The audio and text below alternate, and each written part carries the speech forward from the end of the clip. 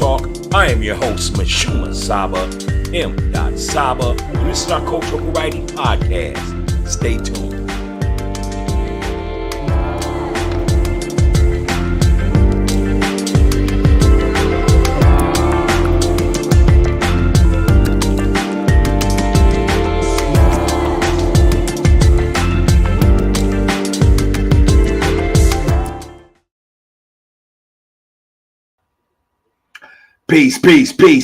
Peace. And welcome to the show, Coffee Talk Podcast. This is the Cultural Variety Podcast show, and I am your host, MISHUMA SABA, M.SABA, and this is our Cultural Variety Podcast. How y'all doing today? I am so happy to be here. Today is Monday, and you know what that is. Monday is our Cultural Studies night, where we just like to give props to our people. You know what I'm saying? Whether you are a book author, a scientist, a scholar, a doctor, a lawyer, whatever you're doing out there, we love to give props to our people and to our ancestors on a Monday. Wednesdays we appear for sports night. Again, we're not your typical sports show. We love to give you the flavor. But Wednesdays, we like to talk about our athletes in the world of sports and what goes on behind the scenes. So that's what we do on Wednesday nights. And then on Friday and Saturday, which is an alternate night, we like to give you the grown folks night. And that's the nights we like to have fun, joke, have guests, play 10-question Q&A, and just have a real good time. But listen, thank you for tuning in to Coffee Talk Podcast. This is the Cultural Variety Podcast show, and we got a great show for you today. If this is your first time appearing on our show, you know we never start the show without giving it its flavor. So whenever we give it its flavor, what we're doing is we're giving it love. Basically, we're giving love, we're giving it flavor, we're giving it us. And so that's what it is, Coffee Talk Podcast. So check it out. Today's flavor is Kenyan coffee. Kenyan coffee is in the coffee industry and is noted for the cooperative system of production. Let me squeeze back for a minute. Kenyan coffee is the flavor today, and Kenyan coffee is noted for its cooperative system of production, processing, milling, marketing, and auction system. About 70% of Kenyan coffee is produced by small-scale holders. It was estimated in 2012 that there was about 150,000 coffee farmers in Kenya.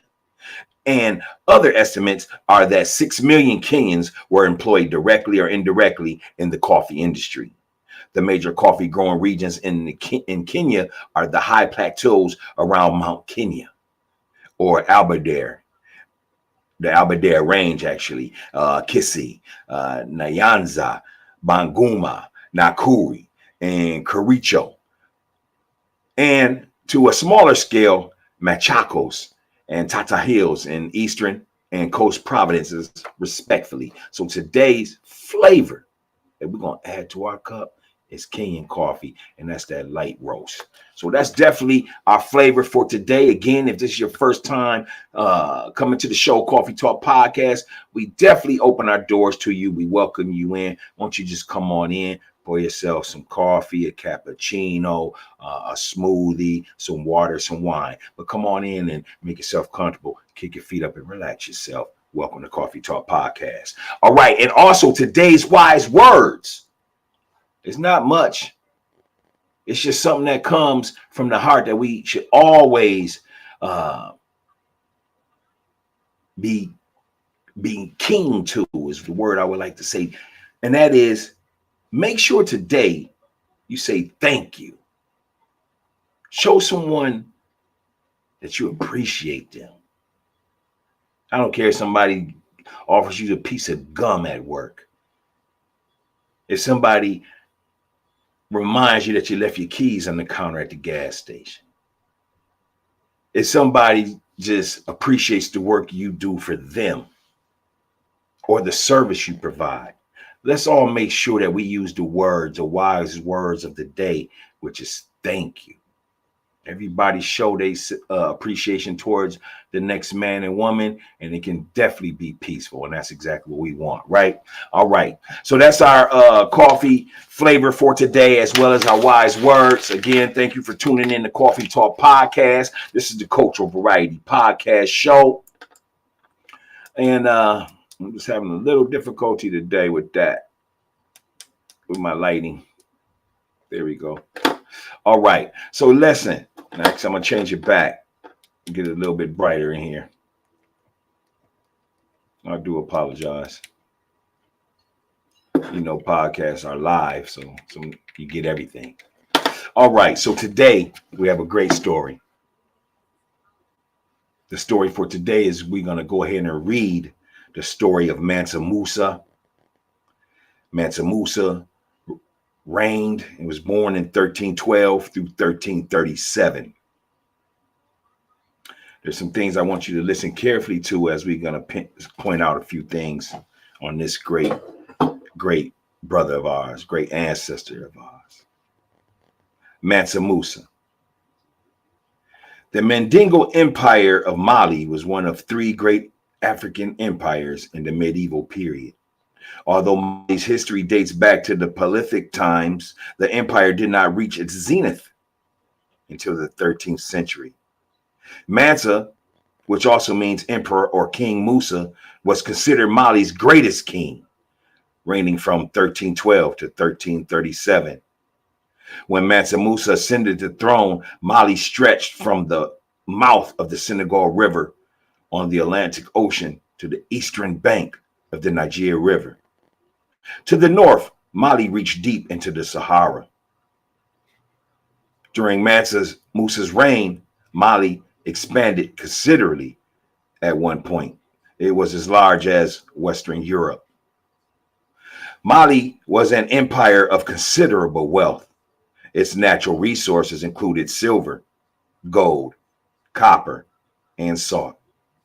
Major crops included cotton, corn, millet, yams, and cola nuts.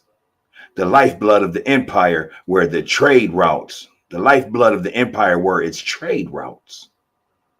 To protect his kingdom, Mansa Musa had a standing army of over 100,000 and a cavalry of 10,000.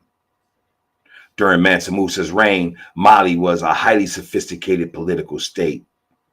Administratively, each province had a governor who was appointed by and accountable to the king. Under each governor was a mayor who administrated the cities and leading towns. There was also vassal kingdoms that were not under imperial control. Further, there were several semi-autonomous kingdoms that were in direct alliance with the empire. At its zenith, Mali was so organized and powerful that it spearheaded West Africa's golden age. The people of Mali possessed rare beauty and the most admirable qualities. Not only were the women shown the greatest of respect, but the royal lineage was also passed on through the mother's brother. There was complete security from violence and injustice, and truth prevailed. During this same period, Europe was coming out of the Dark Ages and was full of robbers, idolaters, and warmongers. Mansa Musa was a devout Muslim. The most colorful event of his reign was his famous Hajj, which is his pilgrimage to Mecca in 1324. The journey to Mecca is one of the 5 duties of the members of the Islamic faith. Some say Mansa Musa's royal carnival consisted of 10,000 travelers.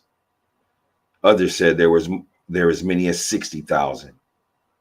To finance his trip, there was approximately 100 camels, each of which carried 300 pounds of gold. By July 1324, Mansa Musa and his entourage reached Egypt, where he received a royal welcome. Gold and other expensive gifts were given freely to the Egyptian officials. One Egyptian diplomat documented that it took Cairo's gold markets nearly 10 years to return to normalcy after Mansa Musa's trip. From Cairo, Mansa Musa departed for Mecca. His pilgrimage prompted European cartographers in 1374 to publish an atlas showing the location of Mali. The following inscription accompanied the map. The Negro lord called Mansa Musa, Lord of the Negroes of Guinea. So abundant is the gold which is found in his country that he is the richest and most noble king of all the land. Mansa Musa persuaded Muslim scholars, architects, jurists, and others to return with him to Mali. As a result, the city of Timbuktu became a leading center of Islamic studies, and Arabic architecture was introduced into Mali. Thus, Mansa Musa can be credited with laying the foundation on which Islamic tradition was established in West Africa. Mansa Musa I died in 1337. With his passing, rivalry for power, competition for wealth, and religious reform movements led to the decline of Mali. This is the great story of Emperor King Mansa Musa I. So what did you think about the story? Go ahead and leave a comment, hit the like button, share the video, and most definitely subscribe. But let's go ahead and talk about a few things that stood out. One of them was the position of governing that stood out, where it said during Mansa Musa's reign, Mali was highly sophisticated in its political state. It was administratively, each province had a governor who was appointed by and accountable to Mansa Musa. What things do you know today that follow behind that same introduction or beginning of how Mansa Musa controlled a governing body? Is it the same as mafioso, where there's a boss, a capo, and soldiers? Is it the same as, can you see how corporations also follow that same method of governing that Mansa Musa had brought forth and taught the world? Did you pick that up? Leave a comment, hit the like button, hit the subscribe button. Also, something that I want to point out is during this time, all the women were shown the greatest of respect. But when I was thinking about that, something came to mind. I said, all women should be treated with the greatest of respect. But I would be willing to guarantee this. Because Mali possessed such a rare beauty,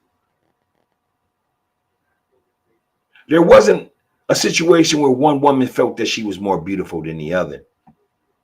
I believe they all shared an equality in the fact that they was all just beautiful people.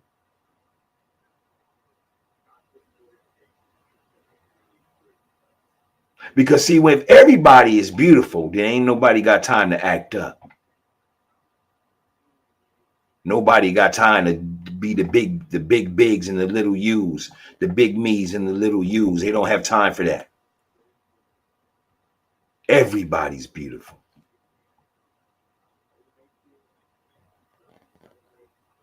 They also had admirable qualities. Admirable qualities is the fact that you really was concerned with your character and your integrity. You was admirable. You was trustworthy.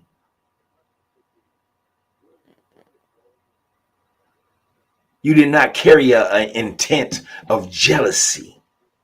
Every man stood for his own. Every man stood in his own square. They had admirable qualities. And because of that, there was complete security from violence, and truth and justice prevailed.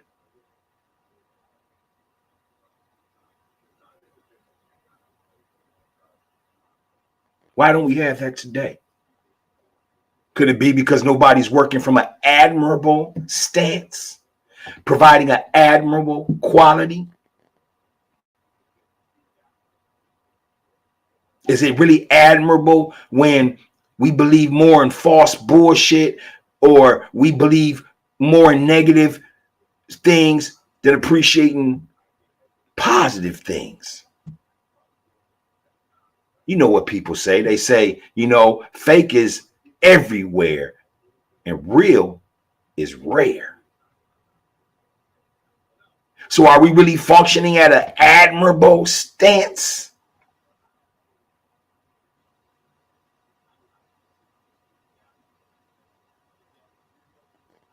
Do we always have our defenses up? So if we do have our defenses up, we never really can be admirable to the fullest because we on our defenses. Leave a comment. Hit the like button. Share the video. Give me your thoughts. It's just a great story. Mansa Musa wasn't vain. Mansa Musa was a giver. So when you start to listen to this story, you start to see all the qualities that we should be doing.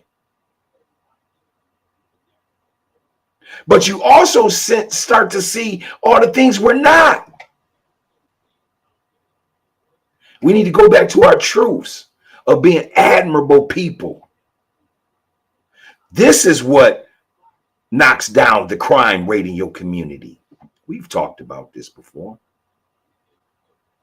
But what you got right now is a bunch of gatekeepers that argue for position only to really care about the name and the money. Because there's no money on this planet that can bring you peace. Peace starts within.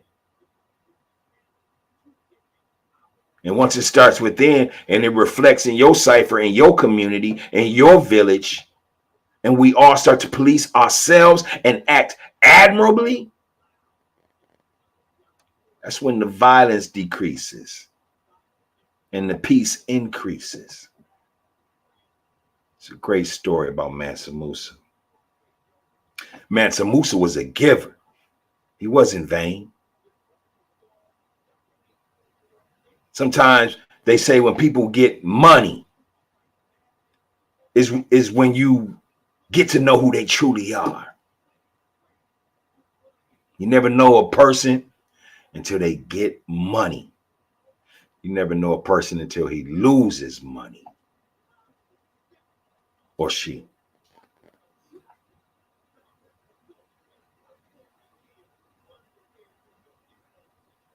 Obviously, they was polygamous.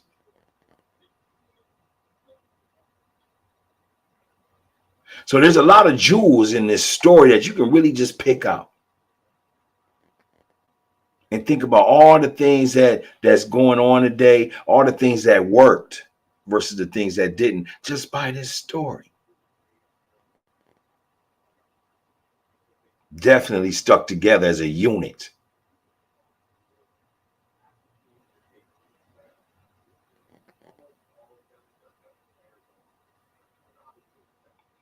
Did you hear the part about the dark ages of Europe, which was full of robbers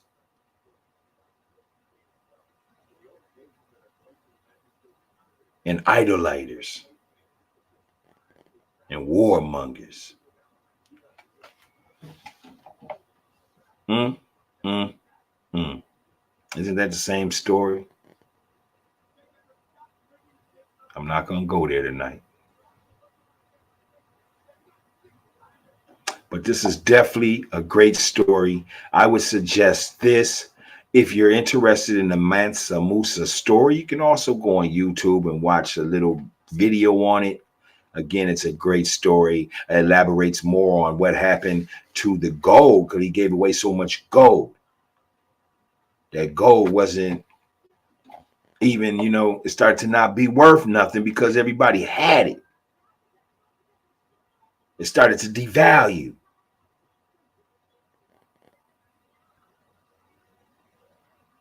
It's a great story. Great, great, great story.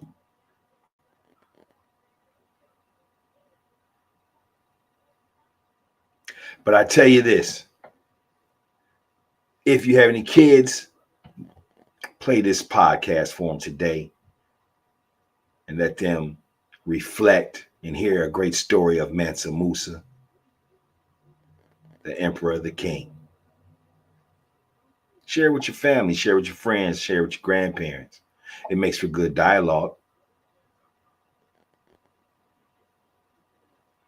But this is our Coffee Talk podcast, our cultural variety podcast show, and this is our cultural studies day, which is Monday. Every Monday of the week, we go ahead and give you stories such as this, and we talk about our people, talk about our scholars, our doctors, our lawyers, our scientists, our great people. This is what we bring to you on Coffee Talk podcast. So thank you for tuning in to our show tonight. Again, the story was on Mansa Musa I. He reigned from 1312 to 1337. It's a great story. But until then, I would like to go ahead and thank you. Thank you for tuning in to Coffee Talk Podcast. This is the Cultural Variety Podcast Show. I am your host, MISHUMA SABA, M.SABA. This is our Cultural Variety Podcast. I'm going to hit you with the universal peace sign. Until next time, peace.